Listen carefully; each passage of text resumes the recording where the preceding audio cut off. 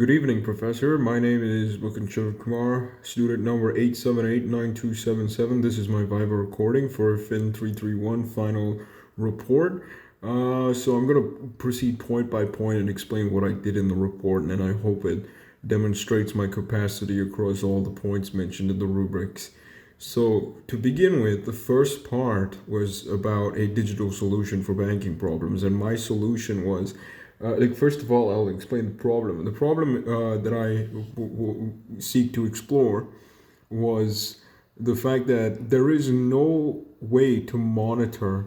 Um, there's no way to monitor SME loans, as in small medium enterprise loans, in real time after lending money to them. Essentially, the only way banks will know whether or not the person that they're, you know, lending to will be able to pay off their loans is, first of all, by looking at their credit score. Secondly, when they actually default on their payments. And what I proposed is essentially an AI powered cash flow monitoring platform that scores each small medium enterprise daily and alerts relationship managers long before a default happens, therefore reducing credit risk and improving Basel III capital calculations, essentially. So, second part talked about, I'm just looking at my notes here just to keep on track. Second part talked about whether crypto, it asked the question of whether crypto can be used as money in Dubai. So what I did for this is I downloaded multiple apps, including Zengo and LiveX. And what I confirmed is that, while crypto can be used as currency in certain specific places, it cannot be used as a direct replacement for money. It's not widely sort of accepted quite yet, and I've detailed exactly why in the report as well.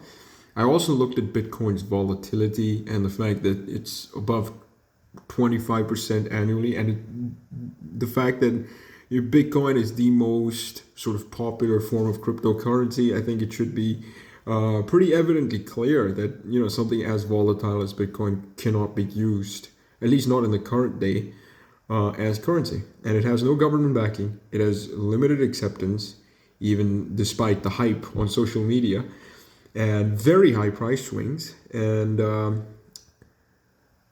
one could conclude that, yeah, there are certain uses for Bitcoin that go beyond, for example, just as a main currency. My personal interest in Bitcoin, outside of the scope of university, I have to mention it, is that it is a decentralized currency. So because of that, it cannot be controlled by any one government, or it's not susceptible to political pressure, at least not to the extent that, let's say, sanctions are. A government can try to ban the use of Bitcoin, but it cannot take away people's sort of underlying desire to use a decentralized currency that no one person can control and manipulate.